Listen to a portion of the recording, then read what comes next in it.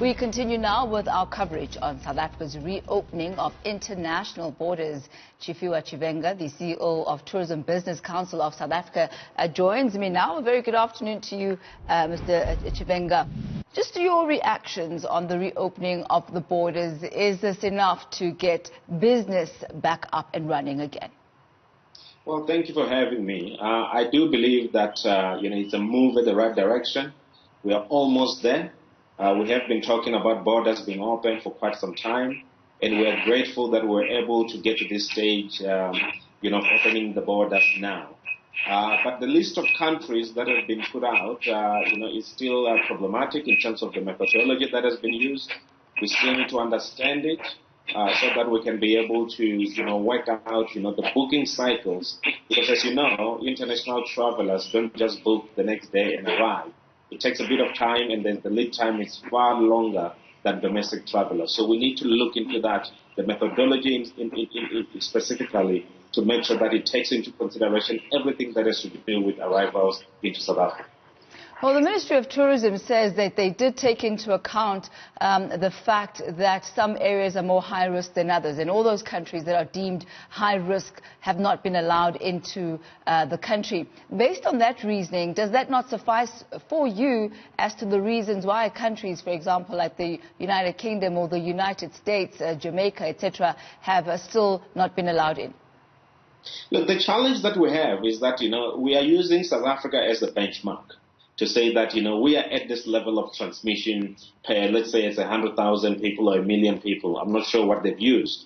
But if we all of a sudden tomorrow have zero, infection, or we are low, it means that any other country that's higher than us is not going to be allowed to come in. So it means, as an example, someone would have booked coming from, let's say it's country A, that's in Europe, coming into South Africa, but if their country rate of infection start to increase, it means that, their booking has to be cancelled.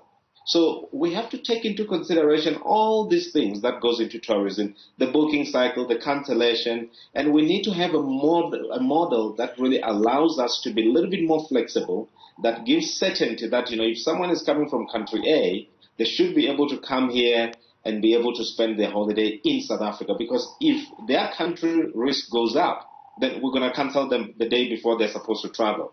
And similarly, those that are on a higher risk, we need to be able to have a methodology that says, this is the threshold of risk that we're able to take.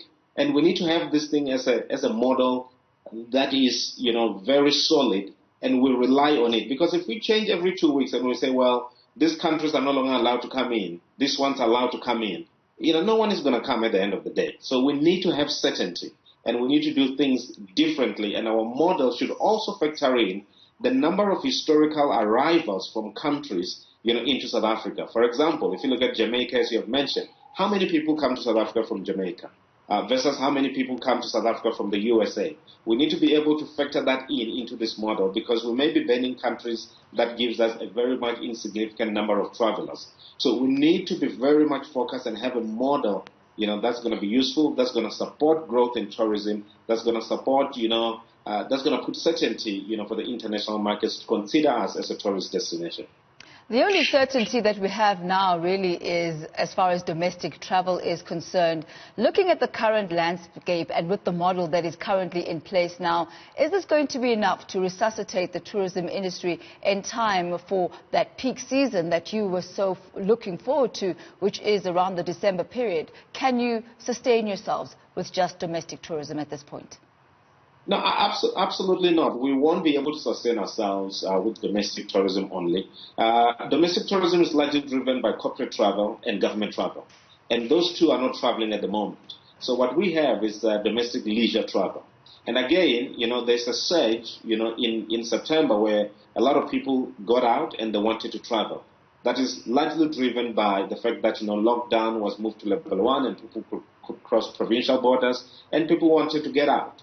But we also know that we have got around 2 million people that have lost their jobs. So it means that, the domestic travelers population has decreased. So therefore, we're not going to be having as many people from October, November, December that are going to be booking. If you look at the large hotel groups, there are many hotels that are not open at the moment because there isn't any demand at the moment to sustain the opening of those hotels. So domestic leisure travel alone is not going to sustain our industry. Even if we add government travel and corporate travel, yes, it's going to have a significant improvement.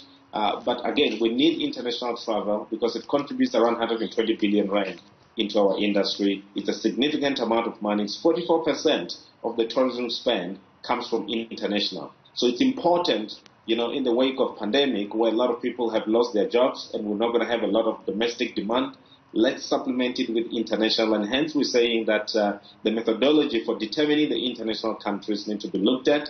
We need to look at the arrival statistics from the historical data. We need to factor in COVID. We maybe, not have that much of a long list of countries that are banned if we put those things into equation. Our probabilities are probably very low and we should be able to open up. And in fact, if we have everyone who's going to be arriving taking a COVID test, that should be, the test that everyone is required to take, regardless of whether you come from high risk or low risk country. If you take the test and if it's negative, it's negative. It shouldn't matter whether, you are coming from high risk or low risk. It's the same thing. Now, you did mention that 44% of the tourism business actually comes from international travel. If you had it your way, in the best case scenario, which of the currently banned countries would you advocate to be opened up in order for the industry to be reinvigorated?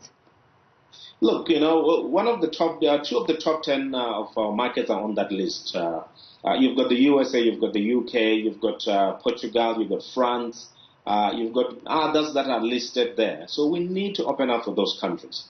It's not as if we're going to import everyone who has COVID to come to our country. It's a very small selected group of people that are travelers that are going to be coming into the countries. So if we were to change things, one, we will prefer that, we use the COVID test universally for every country, whether they're high risk or low risk. We should be able to open and say, you must have a COVID test, you must arrive here and show us your certificate, and so forth and so on. We believe that's sufficient for anyone who's going to be traveling to South Africa. Now, if we're going to use the model that looks into, the higher risk countries, we need to factor in how many people we receive from country A, country B, country C, so that we can work out the probabilities in a better way, and we should be able to have a smaller list of countries that we may not want to come into South Africa. But we prefer the first model that says, everyone should be tested, should be able to come to the country, no need to have high risk or low risk countries. Thank you very much, sir. That's Mr. Tshifhiwa Tshivhengwa there from the Tourism Business Council of South Africa. Not quite satisfied with the list of countries that still remain banned in South Africa for travel due to COVID-19, saying that 44% of the tourism business actually comes from international travel, and the top countries like the United Kingdom, the United States, France, still in that list of countries that cannot come in.